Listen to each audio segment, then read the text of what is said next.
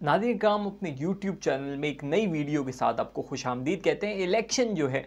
बस एक हफ़्ता जो है वो तकरीबन रह गया है इलेक्शन के होने में, 8 फरवरी के आने में। अब जो है वो 1 फरवरी आ गई है और अब से ठीक 7 दिन बाद जो है वो इलेक्शन है। और MQM लंदन ने जो है वो शदीद एहतजाज किया है, और एहतजाज कह लें या तशवीश का इजहार किया है। और उनका ये कहना है कि उनके आज़ाद उम्मीदवार जो थे उनको उठा लिया गया है। के मुताबिक उनके जो आज़ाद उम्मीदवार हैं उनको हसास इदारों ने जो है वो उठा लिया है, और हसास इदारों ने अगर उठा लिया है तो उसकी कोई रिपोर्ट उनके अहले खाना जो भी आज़ाद उम्मीदवार हैं, पहले तो ये क्लैरिटी नहीं है कि MQM के आज़ाद उम्मीदवार हैं कौन,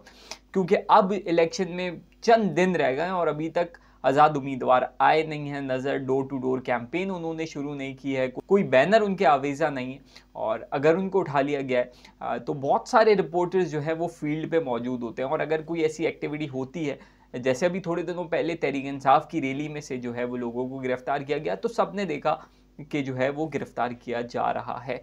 बट अगर MQM के लोगों को उठाया गया है, MQM लंदन के अल्ताफ़ हुसैन के लोगों को अगर उठाया जा रहा है, या उनके आज़ाद उम्मीदवारों को उठाया जा रहा है, या उनके वोटर सपोर्टर जो उनको फैसिलिटेट करेंगे उनको उठाया जा रहा है, तो यकीनन कोई ना कोई रिपोर्ट जो है वो करीबी थाने में जो है वो ज़रूर दर्ज होनी चाहिए थी, वो नहीं हुई है। इसके अलावा बहुत सारे रिपोर्टर्स जो ग्राउंड पे मौजूद होते हैं, जो लम्हा बलम्हा जो है वो हर चीज़ की अपडेट लेते रहते हैं, और उनको जो है पहले से भी बहुत सारी चीज़ों की निशानदेही होती है कि ऐसा कुछ होगा। वो भी जो है वो कासिर हैं ये मालूमात फ़राहम करने के लिए कि आया ये सच है। तो अब ये भी सूरत हाल इसमें ये हो सकती है कि MQM ने अगर देखा हो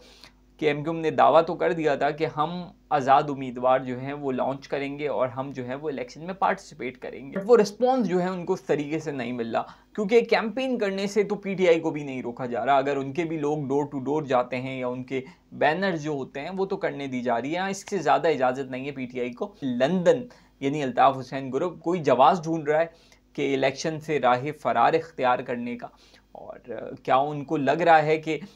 उनकी जो है ये वाली बात जो थी इसका कोई इम्पैक्ट इतना ख़ास आया नहीं है, तो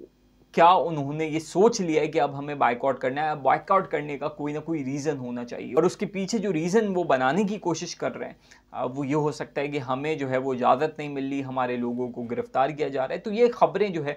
वो आज बहुत ज़्यादा लोग कर रहे हैं और ये बातें कर रहे हैं, क्या MQM लंदन जो है वो जवाब ढूंढ रही है। इसके अलावा तोशाखाना केस में भी इमरान खान साहब और उनकी अहलिया बुशरा बीबी को जो है वो सज़ा हो गई, और बुशरा बीबी जो है वो ख़ुद पहुंची है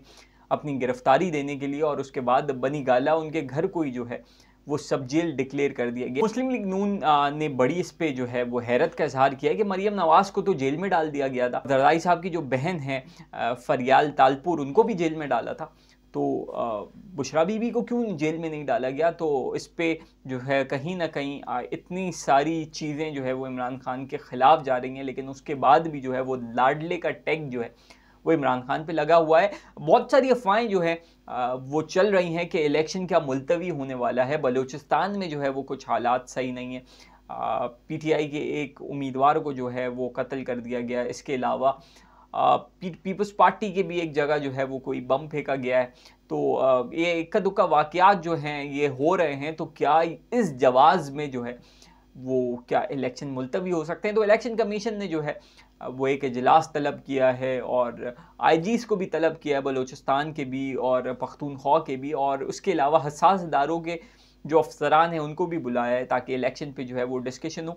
और इलेक्शन मुलतवी अगर होता है तो 42 अरब रुपए तकरीबन जो तखमीना लगाया जा चुका है कैंपेन का और बाकी चीज़ों का, जो लोगों के पैसे लगे हैं, पॉलिटिकल पार्टीज़ के पैसे लगे हैं इलेक्शन कैंपेन में, तो ये सारे पैसे जो हैं वो ज़ाया हो जाएंगे। और सुप्रीम कोर्ट ने तो कहा है कि ये पत्थर पे लकीर है,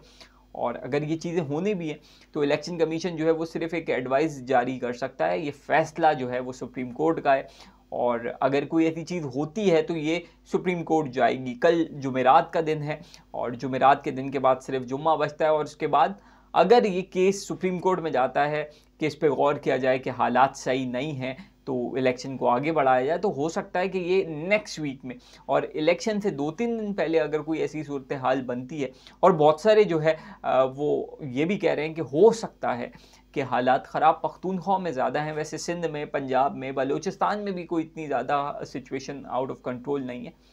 तो हो सकता है कि ये जवाज़ बनाया जाए और पख्तूनख्वा में फ़िलहाल जो है वो इलेक्शन मुलतवी कर दिए जाए। ये कहना है कुछ पीटीआई के भी लोगों का, क्योंकि पीटीआई तो एब्सोल्यूट मेजॉरिटी में जो है वो जीतेगी पख्तूनख्वा से, उनके मुताबिक जो आदाद-ओ-शुमार अभी तक के आ रहे हैं, तो हो सकता है उसको जवाज़ बना के पख्तूनख्वा में जो है वो मुलतवी करने की बात की जाए। बट अभी ये सारी चीज़ें जो है वो क़ब्ल अज़ वक़्त हैं, अभी कोई भी ऐसी चीज़ जो है वो नज़र नहीं आ रही। 99% जो है,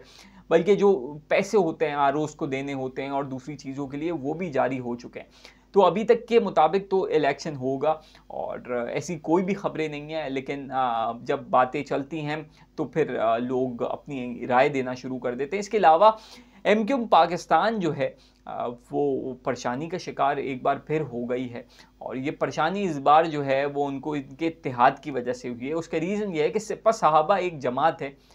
जिससे एमक्यूएम ने जो है वो अलायंस किया। उस अलायंस के बाद एमक्यूएम जो है बेसिकली वो शिया सुन्नी जो इत्तेहाद कराची में है, उसमें एमक्यूएम का एक बहुत बड़ा रोल है। तो शिया सुन्नी जो है वो सिपा साहबा और अहले तशय्युई का ये थोड़ा-सा मामला चलता रहता है, कराची में पुराना है।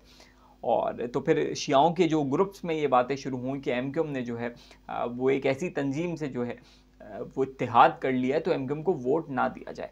उसके बाद जो है वो खालिद मकबूल सिद्दीकी साहब जो आए और उन्होंने आज प्रेस कॉन्फ्रेंस भी की कि एमक्यूएम जो है वो एक मॉडर्न जमात है, अपने मज़हब से प्यार करने वाली जमात है। एमक्यूएम में कोई शिया सुन्नी नहीं है, देवबंदी नहीं है, बरेलवी नहीं है, बल्कि हम जो हैं वो अपने मज़हब से जो है मोहब्बत करने वाले, अपने कॉज के साथ डेडिकेटेड लोग हैं और हमारा जो है इस तफरीक से और इस फ़िरक़ावारियत से जो है वो कोई ताल्लुक़ नहीं है। तो ये चीज़ें जो है एमक्यूएम ने एक तरफ सुन्नी तहरीक से भी इत्तेहाद किया है, फिर अहले तशय्युई बहुत सारे एमक्यूएम में वो बड़ी पोजीशंस पे मौजूद हैं। अब तो शायद कम हो गए, लेकिन पहले बहुत ज़्यादा लोग जो है वो अहले तशय्युई कम्युनिटी के जो है वो एमक्यूएम में मौजूद थे और एक बहुत बड़ा एमक्यूएम का वोटर सपोर्टर का हल्का जो है वो अहले तशय्युइयों का जो है वो एमक्यूएम में शामिल है। इसके अलावा सैयद मुस्तफ़ा कमाल ने जो है, जब एमक्यूएम के 2 दिन पहले जो एमक्यूएम के एक बंदे को मारा गया मुबैना तौर पे पीपल्स पार्टी की तरफ से, और उस पे जो है मुस्तफ़ा कमाल साहब ने जो है वो बहुत ज़्यादा जो है वो गम और गुस्से का भी इज़हार किया और कहीं कहा 30 मिनट की मार है पीपल्स पार्टी, 10 मिनट में हम इसको देख लेंगे। तो ये वाले बयान को जो है वो मीडिया ने बहुत हाईलाइट किया और कहीं पे ये भी बातें की गई कि एमक्यूएम वापस उसी तरह जो है वही तर्ज सियासत अपनाना चाह रही है जो पहले करती थी। तो इस पे भी खालिद मकबूल सिद्दीकी साहब ने जो है वो कहा है कि अगर कोई शख्स, इसमें कोई तड़ी का एलिमेंट नहीं है, अगर कोई शख्स अपने गम और गुस्से का इज़हार कर रहा है तो आप उसको